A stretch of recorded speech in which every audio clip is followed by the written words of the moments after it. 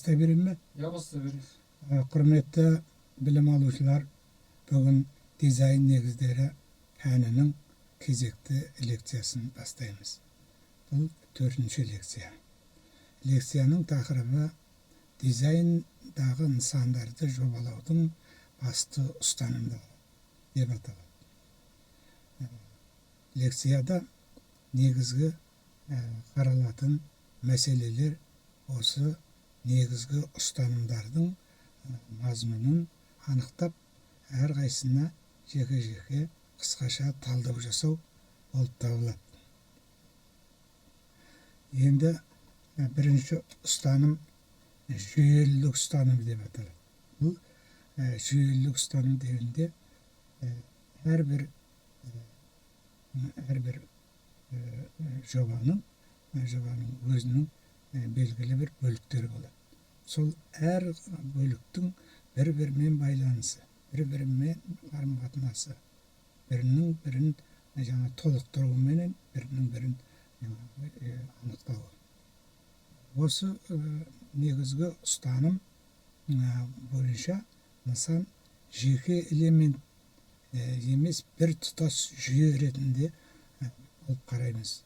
Дизайн өнімінің енді функциялық ұстанымы деген болады. Әрбір жобаның, қандай жоба болмасын, оның белгілі бір атқаратын қызметі болады. Сол қызметіне байланысты оны жеке-жеке талдауымызға болады. Мысалы,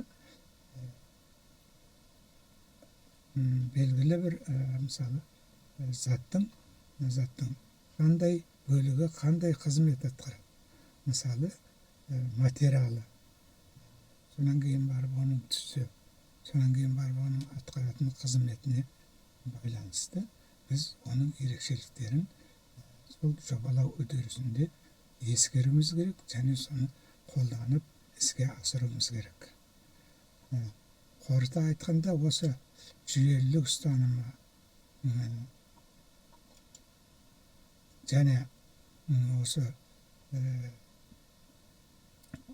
функциялық ұстанымдары ерекшеліктерін біз оны негізгі бір принциптің бірі деп есептейміз. Сонан кейін барып қолдануға ыңғайлылық ұстанымы. Мысалы, жарық шамның ең алдымен жарық болуы керек. Онан кейін барып оның сәндік пішіні, оның функциялары кедергі келтірмеу керек. Дизайн нысанды жобалаудағы басты ұстанымдардың бірі тығыз байланысты бір-біріне. Олардың жүйелілік ұстанымы жетекші орын алады. Дизайнның осы жүйелілік, функциялық ұстанымдарын барлық кешенді түрде қарастыру керек жобалау үдерісінде. Егер бұл принциптердің біреуі бір ұстаным кемшілік болып, оны қолданылмай қалатын болса, біздің дизайндық нысанның жобалау кезіндегі сапасы өте жоғары бола бермейді. Функциялық және техникалық жағынан ұтымды болуы талап етіледі. Дизайнер нысанды жобалау артық элементтерден бас тартып, ең қажетті әрі пайдалы шешімдерді қолдануы тиіс. Осы материалдардың үнемі пайдалану, өндіріс шығындарын қарапайым әрі конструкциялы пайдалану мүмкіндігі дизайндағы басты бір ерекшелік сипаты болып табылады. Мысалы, кеңес кезіндегі дизайнды жобалау кезінде біз материалды үнемдеу жағына көп көңіл бөлетін.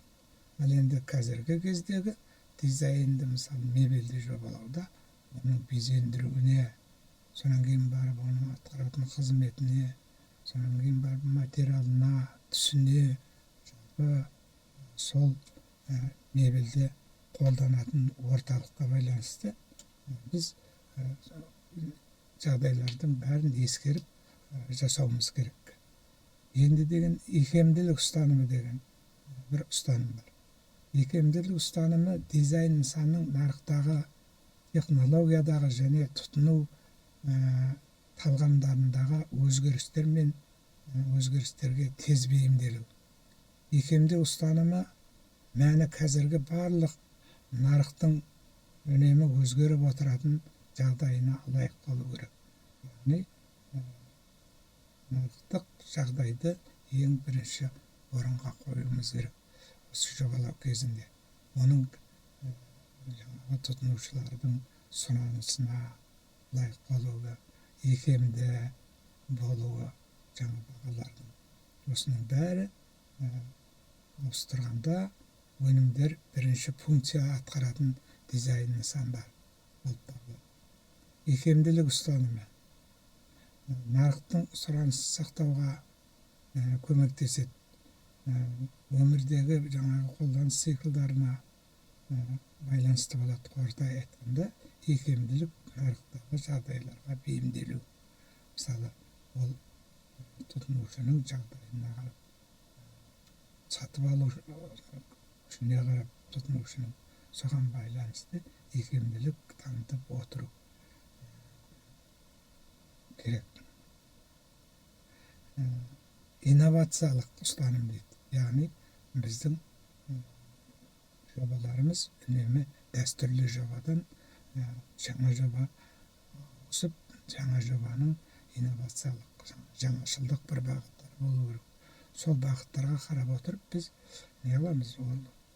Сол жобаны жаңаша бір элементтер енгізіп, түсіне болсын, материалына болсын, технологиясына болсын, басқа да қолдану, басқару әдістеріне байланысты біз осындай жаңашылық элементті қосып отыруымыз керек. Енді тағы бір келесі ұстаным жауапкершілік ұстанымы.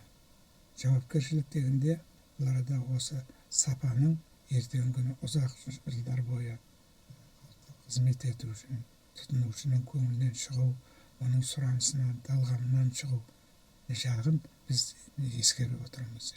Егер біз тұтынушымен байланыс болмай, оның талғамын, оның жаңағы сұранысын, жаңағы материалдық жағынан ерекшеліктерін ескермесек, біздің жобамыз жақсы шықпайды. Мінекей бүгін біз дизайн жобаны жобалау процесінде қолданатын негізгі ұстанымдарға тоқталдық. Осыменен біздің бүгінгі лекциямыз аяқталды. Енді назар салып тыңдағандарыңызға көп рахмет.